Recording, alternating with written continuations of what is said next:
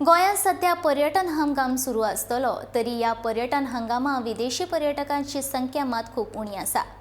गोंयांत corona name लागू नासले आनी सगळे वेव्हार सुरू असले तरी विदेशी पर्यटन अजून व्हड संख्येन गोंयांत दाखल जाले नात। पूण देशी पर्यटकांनी मात व्हडा प्रमाणात गर्दी केल्या।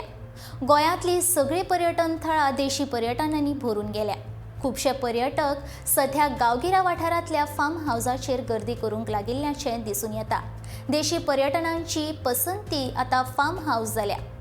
वाडटे गरमेक लागून सध्या लोक दर्यादेगेर तशेंच हेर पर्यटन थळार वचनासतना फार्म हावसाचेर वचून स्विमींग पुलांत न्हावपाची उमेद घेत आशिल्ल्याचें दिसून आयलें।